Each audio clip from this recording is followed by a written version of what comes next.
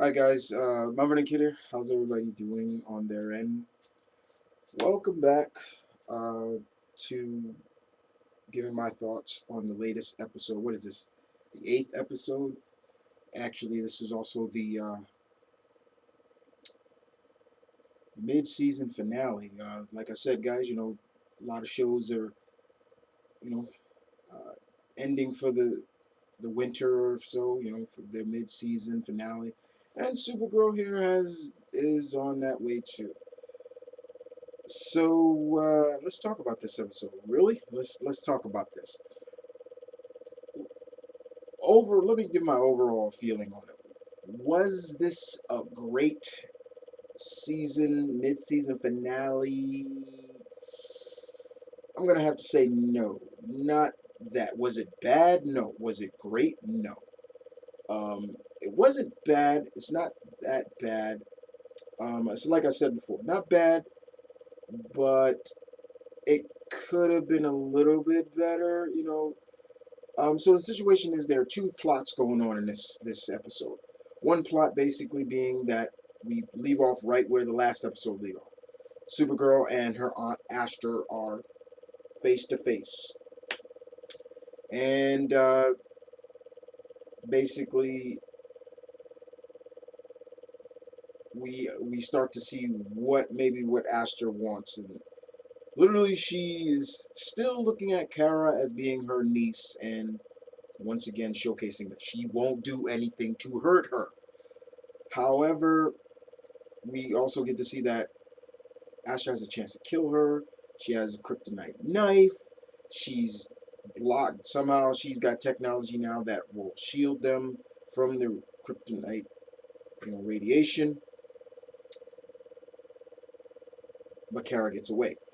So we got that plot going on.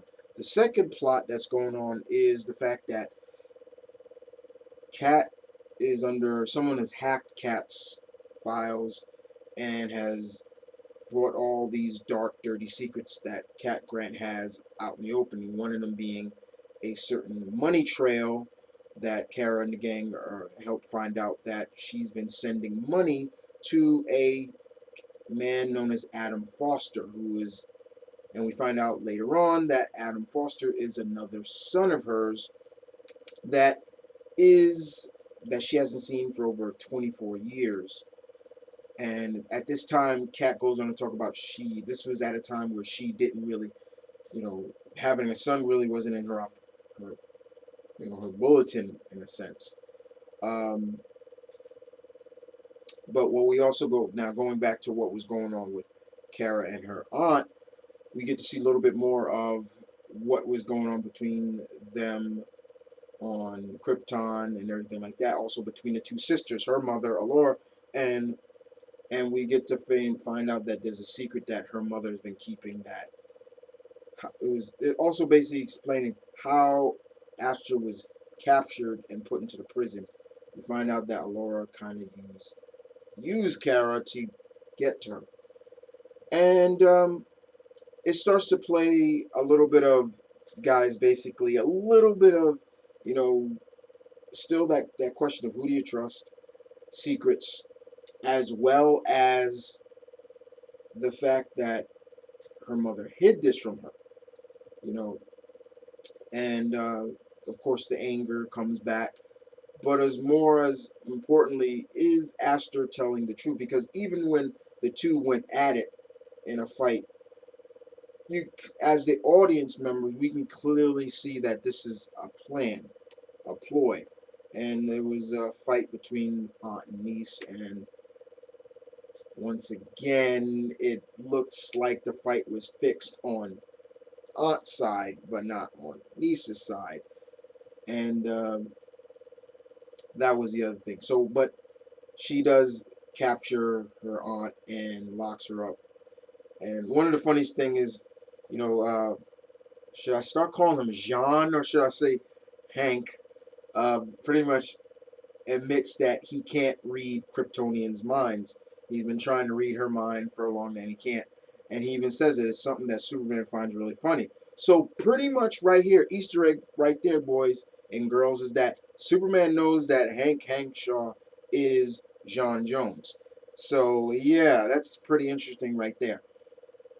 And I liked Alex's "You can read minds," and he's like, yeah, I thought that was pretty funny. So of course, yes, John, they keeping the power set of J'onn J'onzz and this is that. Yeah, he's a telepath. He can read minds. Cool.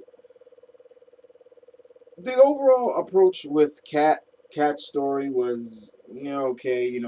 We find out who it is, and it's the executive who's trying to oust Cat, and it more feels more like a little bit of you know a little gender war in a sense, like this and that.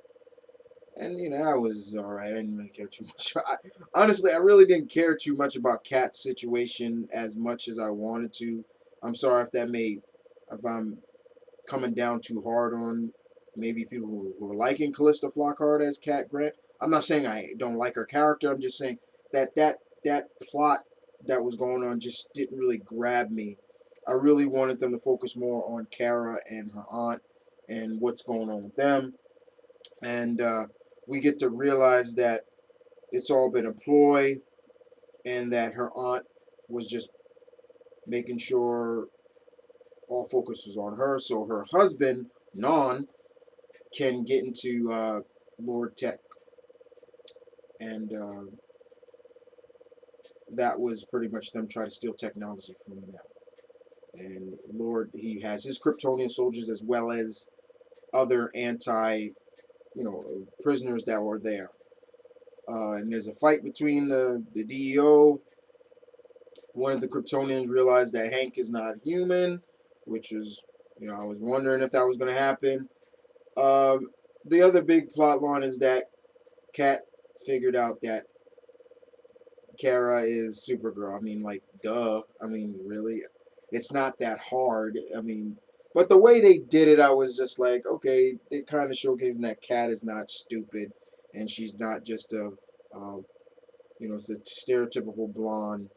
She's got this up there, and I mean, but honestly, as us fans and as fans of the House of L family, when it comes to the two cousins, Clark Kent's identity is not that. Can't oust him. You can't oust Clark Kent as Superman, and Kara, Zor-El. It's just like, yeah, she's Supergirl.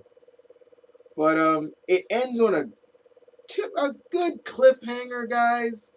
In my opinion, where the two Kryptonians are coming at each other inside of Lord Tech, um, and that's how it ends. But like I said, overall, wasn't bad, wasn't great. It was just kind of there. My problems with this mid-season finale was the Cat Grant kind of plot line that was going to. I really wish that was kind of wrapped up maybe a little bit quicker and focused more on the the daughter, the niece and aunt situation and what's you know. But other than that, like I said, guys, it wasn't that bad. It could have been better. Should have focused more on the the Kryptonian side of things and not just focused on you know that. Like I said, the Cat Grant stuff should have been wrapped up quickly. They also basically Jimmy or James basically tells I'm always forgetting his name. Tell Kara how you feel about her. And I think any red-blooded American guy that has seen the pretty girl and scared, you're in that friend zone, but you don't want to lose that if you don't want to take that next step to tell, hey, look, I like you. I want to